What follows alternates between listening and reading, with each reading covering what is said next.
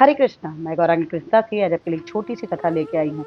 कथा है कृष्णा भक्त की। भक्त ऐसा जो हमेशा कृष्णा के चित्त में ही रमा रहे। भक्त ऐसा जिसको कृष्ण के अलावा और कुछ भी ना दिखाई दे।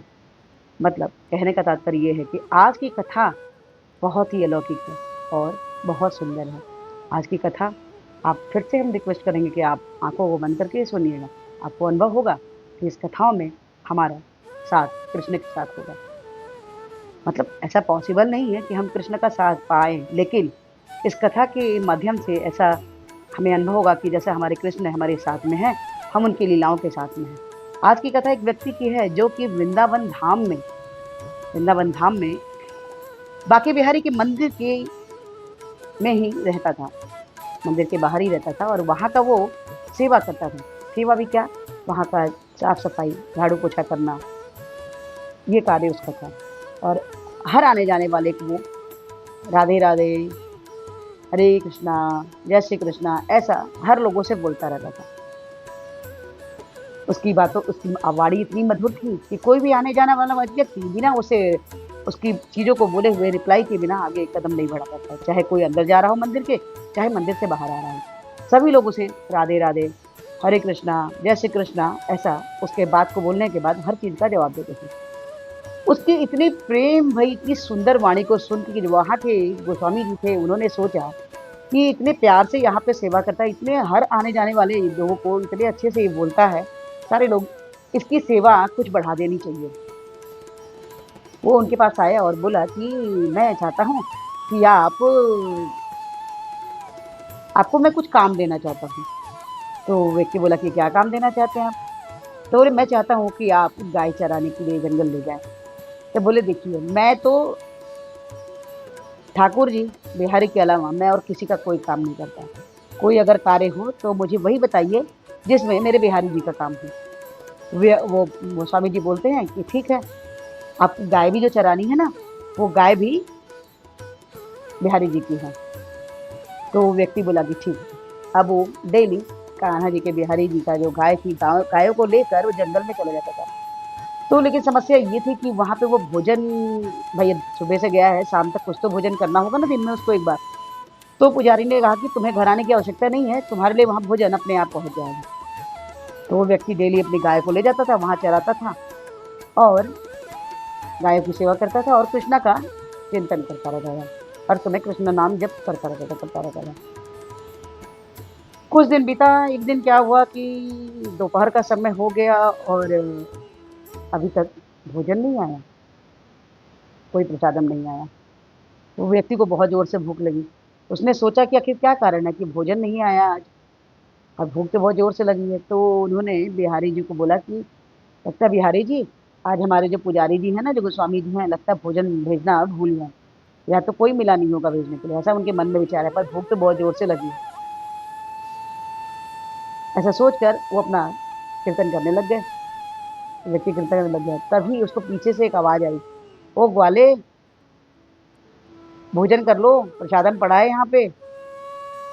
वो जैसे ही पीछे पलट के देखा तो वहाँ कोई व्यक्ति तो नहीं दिखाई दिया, सिर्फ़ आवाज़ दिखाई दी। पेड़ के पास में एक लाल रंग के कपड़े में वहाँ गया, देखा एक लाल कपड़े में कुछ पड़ा हुआ था। उसने खोल के कपड़े को देखा तो उसके अंदर वॉव! 56 भोग, प्रसादम, बढ़िया-बढ़िया रसमलाई, इमरती, पुलाव, रायता, पूड़ियों की वैरायटी, सब्जियों की वैरायटी, इतना सारा, इतना सुंदर-सुंदर भोग, इतने इतने स्वादिष्ट व्यंजन देखकर व्यक्ति प्रसन्न हो गया। बोला अच्छा, आज इतना सारा 56 भोग बना था ना, इसीलिए बनाने में समय लग गया होगा। इसी कारण इसी कारण लगता है कि गोस्वामी जी को भेजने में भोजन लेट हो गया। खैर कोई बात नहीं, वो उसने बढ़िया प्रसादम वगैरह खाया। प्रसादम-वसादम खा के उसने उस कपड़े में फिर से बर्तन को रखा, बाँधा और जब मंदिर गया, तो मंदिर जाके बोलता है कि गोस्वामी जी, आज का प्रसादम तो बहुत टेस्टी था, बहुत स्वादिष्ट था। तो गोस्वामी जी ने कहा प्रसादम टेस्टी था, लेकिन आज तो कृष्णा को तो 56 भोग में मतलब आज तो उनको मंदिर में तो आज एकादशी थी। आज तो उनको मतलब कि उतना, मतलब आज तो कोई वैसा चीज़ बना ही नहीं था जो ये बता रहा है, तो और उसके पास तो इसलिए कुछ भेजा ही नहीं गया था। तो उन्होंने कहा कि देखिए आप इस बर्तन में भेजे थे। जब उन्होंने देखा तो बर्तन वो बिहारी जी के भोग का बर्तन था। वो देख के उन्हें बड़ा आश्चर्य हुआ कि बिहारी जी इसके लिए भोजन की व्यवस्था करने के लिए खुद पहुंच गए। उसने कहा कि आज बिहारी जी आए थे, क्योंकि आप तो बोल रहे कोई व्यक्ति नहीं भेजे थे, आज बिहारी जी ले आए थे, मेरा प्रसाद मेरे लिए लेके आए थे। ये सुन के वो स्वामी जी को बड़ा खुशी हुआ कि कृष्णा ने इसके लिए भोजन की व्यवस्था की, इसके लिए प्रसादम ले गए। कितनी खुशी की बात है। मतलब इसको कृष्णा दर्शन मतलब देने के लिए, इसके प्रेम के कारण कृष्णा इसको दर्शन देने को भी तैयार है। उन्होंने कहा कि अब ऐसा है कि तुम्हें अब गाय चराने की जरूरत नहीं है। स्वामी जी का कहना है, अब तुम्हें गाय चराने की बोलते क्यों, मतलब क्या मैं गाय को अच्छे से नहीं चराता हूँ, मैं तो अच्छे से घुमा के लाता हूँ। तो बोलिए नहीं नहीं, आज से आप अब गाय की नहीं, आप मंदिर की सेवा करेंगे। तो क्या सेवा करनी है मंदिर में? व्यक्ति ने पूछा क्या सेवा करनी है? बोले आज से सेवा आपकी ये है कि आप रात भर मंदिर के बाहर पहरेदारी करेंगे कि कोई मंदिर से अंदर ना जाए और कोई मंदिर से बाहर ना जाए। व्यक्ति बोला ठीक है, अच्छी बात है। उसने सेवा करने के लिए तैयार हो गया। अब आज रात में वो बढ़िया भजन वगैरह गा रहा था, बढ़िया सुंदर सुंदर भजन गा रहा था और बैठा हुआ था, धीरे धीरे गा रहा था ताकि बिहारी जी की नींद में देखता है मंदिर से दरवाजे के पट खुलते हैं धीरे से और बिहारी जी बाहर आते हैं कहीं जाने के लिए। तो बोलते हैं देखिए ठाकुर जी, आप तो मंदिर के अंदर जाइए, क्योंकि गोस्वामी जी ने किसी को अंदर जाने के लिए और किसी को बाहर आने के लिए मना किया है, तो आप अंदर जाइए। बोले अरे भाई मुझे तो जाना पड़ेगा ना, मैं तो हमें रोज जाता हूँ, मैं तो निधिवन रोज जाता हूँ, मुझे जाना पड़ेगा। उसने कहा कि नहीं, पुजारी जी ने मना किया है, आप बाहर नहीं जा सकते, आप मंदिर के अंदर जाइए। लेकिन कृष्णा तो लीलाधर है। उन्होंने उसको बोला कि चलो आज तुम भी चलो निधिवन, देखो कितना अच्छा वहाँ लीला हो, चलो रास देखने चलो। वो व्यक्ति भूल गया और कृष्णा की बात में आकर उनके साथ निधिवन गया। आज बिहारी जी उसको अपने साथ निधिवन लेके गया। रास हुई, जैसे ही सुबह मंगला आरती का टाइम हुआ, बिहारी जी से बोलता है चलिए अब मंगला आरती के लिए गोस्वामी जी आ जाएंगे, जल्दी जल्दी चलिए। अब सभी लोग वापस आ जाते हैं, बिहारी जी भी आ जाते हैं और व्यक्ति भी आ जाता है। अब अंदर मतलब कि वे जाके सो जाते हैं। अब सुबह सुबह जब मंगला आरती के लिए गोस्वामी जी आते हैं तो वो व्यक्ति ने रोक दिया, बोला रुकिए रुकिए, अंदर नहीं जाना है, अंदर कोई मंगला आरती नहीं होगी। बोले क्यों? क्योंकि मंगला आरती कैसे होगी, हमारे बिहारी जी तो रात भर निधि वन में चले गए थे रास करने, रात भर उन्होंने रास रचाया। तो बताइए कि अगर वो बाहर रात भर रास किए हैं तो थक गए हैं ना, अब थोड़ा उनको विश्राम करने दीजिए, सोने दीजिए, आप उनको सोने दीजिए। ऐसा कहकर तब वो पुजारी को लगा कि जब ये कृष्णा के दर्शन करता है और कृष्णा को इसकी इतने प्रेम है कि कृष्णा को भी आराम करने दिया जाए, और वाकई अगर बिहारी जी दास रचाने गए हैं तो उनकी मंगला आरती न की जाए। उसके बाद से बिहारी जी के मंदिर एक ऐसा मंदिर है पूरे दुनिया में जहाँ मंगला आरती नहीं होती। वहाँ केवल साल में एक दिन मंगला आरती होती, वो है जन्माष्टमी का दिन। बाकी दिन हमारे बिहारी जी रास रचाने जाते हैं।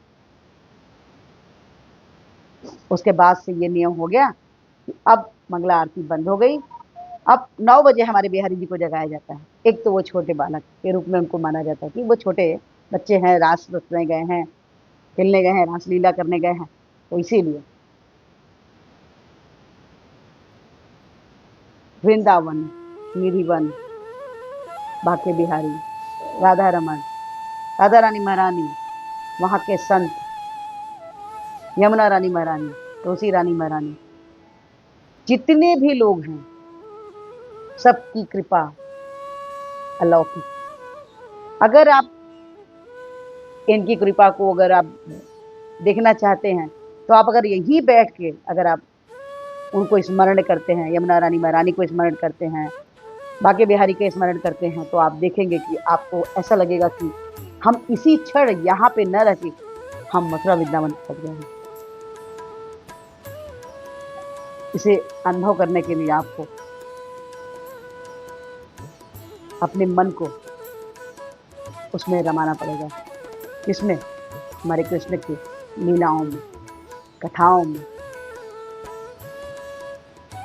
धीरे धीरे धीरे धीरे धीरे धीरे आप भी यहीं बैठकर अपने पास जिस जगह आप बैठे हो, जैसे जगह बैठे हो, यहीं से आप हमारे बिहारी जी को स्मरण करते हो। जब उसी क्षण हमारे बिहारी जी आपके पास आ जाते हैं, प्रेम की डोर में खींचे चले आते हैं। अलौकिक है प्रेम कृष्ण का। हम तो कलयुग में हमने जन्म लिया है, वक्त कम है, काम ज़्यादा है हमारे पास, समय हमें कम मिला है। हम लोग त्रेता युग, द्वापर युग, सतयुग जैसे हम लोगों को उम्र नहीं मिला है। उम्र कलयुग में कहते हैं 100 साल, लेकिन अब तो 100 साल भी नहीं रह गया है ना, अब तो कम समय रह गया है। तो कम समय में जैसे जैसे जैसे कोई खिलाड़ी है, मैराथन दौड़ने गए हैं, जो खिलाड़ी अगर रेस आपकी 85 किलोमीटर की है और कोई खिलाड़ी जो पहले से दौड़ मतलब कि काफ़ी तेज़ धावक है, बहुत तेज़ दौड़ने वाला है, अगर वो स्टार्ट करते ही तुरंत अगर 4-5 किलोमीटर आगे निकल गया, 10 किलोमीटर आगे निकल गया, तो आपको अगर रेस को जीतनी है तो आपको उससे ज़्यादा स्पीड करके जब तक आप 25 से 30 पे ना आ जाए किलोमीटर के रफ्तार से, तब तक थोड़ा सा रेस जीतना असंभव होगा, मतलब प्रथम आना असंभव होगा। इसीलिए हम लोग कलयुग में हैं, हमारे पास समय कम है, तो हमें भी ये जो भक्ति रूपी जो रेस है, इसमें हमें तेज़ी से चलना नहीं है, रेंगना नहीं है, दौड़ना नहीं, उड़ना पड़ेगा। जब हम उड़ेंगे तो हम जल्दी से जल्दी भक्ति को हमारी कृष्णा पूर्ण करेंगे। ये छोटी सी घटना आपको कैसी लगी? अगर अच्छी लगी हो तो प्लीज़ लाइक कीजिए, शेयर कीजिए, सब्सक्राइब कीजिए। और इस वीडियो की तरफ हमारी विनम्र प्रार्थना है कि हमारे प्रवृत्ति सीधा प्रभात हुए हरे कृष्ण महामंत्र जपने के लिए बोल रही जो कुछ इस प्रकार से है: हरे कृष्ण कृष्ण कृष्ण हरे हरे, हरे राम राम राम हरे हरे। तो हरे कृष्ण महामंत्र जपिए और कृष्णा के सबसे प्रिय बच्चे बन जाइए। प्लीज़ प्लीज़ प्लीज़ आज से एक माला जपिए, अच्छा कर 2 से 4, 4 से 6, 6 से 8, 8 से 16। जैसे आप 16 माला पे आते हैं, कृष्णा के हेतु की कृपा के पात्र बन जाते हैं। तो प्लीज़ प्लीज़ प्लीज़ आज से एक माला जपिए, चालू कीजिए आज से। हरे कृष्णा, राधे राधे।